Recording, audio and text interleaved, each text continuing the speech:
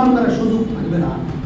এক কথায় যারা দেশকে ভালোবাসে, যারা এই দেশের কল্যাণ চায়, তারা কিন্তু এই পিআর পদ্ধতিতে তারা নির্বাচনের ব্যাপারে এখন বেশিরভাগ রাজনৈতিক দল, বুদ্ধিজীবী সব মহলে পিআরের পক্ষে কিন্তু আলোচনা শুরু হয়ে গেছে।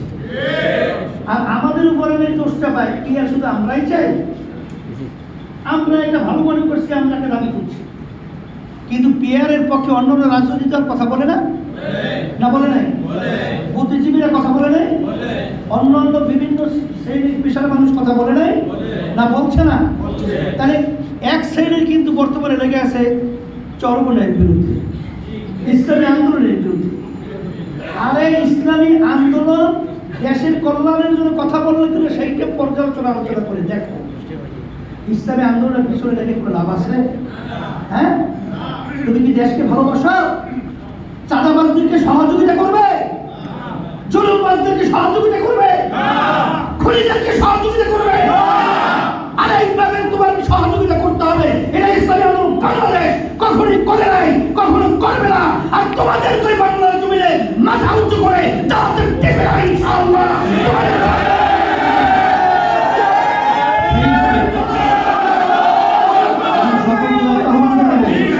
শোনেন, পিআর পদ্ধতিতে আবার এক শ্রেণী আমার ভাইরা বলা শুরু করছে ইসলামের পক্ষে একটা বাক্স, আবার পিআর পদ্ধতির আর বাক্স বিষয় কথা বলে না।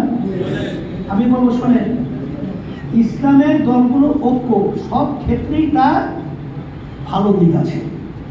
পিআরের মাধ্যমে যদি কেউই ধরে নেয়, যদি তারা পার্সেন্ট না পায়, তাদের এমপি যদি না যেতে পারে, তাহলে কিন্তু জোট থাকলে পরামর্শ ভিত্তিক তাদের কিন্তু লোক এমপি নেওয়ার সুযোগ আছে, যদি জোট থাকে, ঐক্য থাকে। এরপরে যদি ঐক্য থাকে, তাহলে পার্লামেন্টের ভিতরে বিরোধী দলের ভূমিকা একত্রে পালন করা যায়।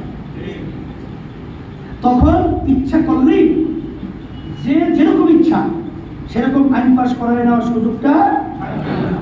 এরপরে যদি ইসলামের পক্ষে একটা ঐক্য হয়, তখন সাধারণ মানুষের ভিতরে একটা সিম্পলিটি, একটা আন্তরিকতা তৈরি হয়। তখন ইসলামের বাক্সে যে যেখানেই থাকুক, তখন কিন্তু সমর্থন মতামত বেশি আসবে। তাই সেই হিসেবে ঐক্যটাও দরকার। তাই সেই হিসাবে আমি সকলকে আহ্বান জানাবো, আসেন যে পাথর কোয়ারি যে আমাদের এই যে সিলেটে, আপনারা জানেন ফ্যাসিস্ট আওয়ামী লীগ যখন ছিল তখন এটা বন্ধ করে দিয়েছিল। বর্তমানে এই অন্তর্বর্তীকালীন সরকার আসার পরে প্রথম পর্যায়ে করেছিল, আবার এখন নাকি এটা বন্ধ করে দেওয়া হয়েছে। অন্তর্বর্তীকালীন সরকার যারা আছেন, যারা দায়িত্ব পালন করছেন, আমি বলবো যে আপনারা এই ব্যাপারটা ভালো করে আলোচনা পর্যালোচনার মাধ্যমে লক্ষ লক্ষ মানুষ এর মাধ্যমে এই যে পাথর কোয়ারি, এখানে পাথর মহল বলা হয়, এখানে মানুষ লাভবান হয়, ভালো পাথরের এখানে উৎপাদন এবং আমাদের দেশের জন্য কল্যাণ হয়। তাই সেই বিষয়টা আপনারা ভালোভাবে দেখবেন পর্যালোচনার মাধ্যমে। এটা যদি বাংলাদেশের জন্য কল্যাণ হয়, তাহলে সেটা আপনারা খুলে দেওয়ার পরিবেশ করবেন। এটা কিন্তু আপনারা লক্ষ্য রাখবেন, এটা আমি পরিষ্কারভাবে বুঝি।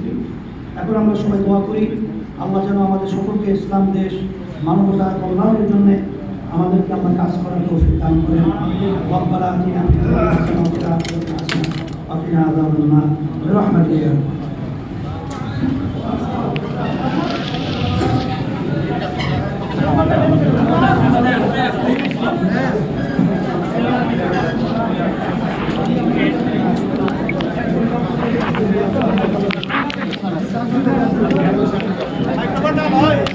Anda.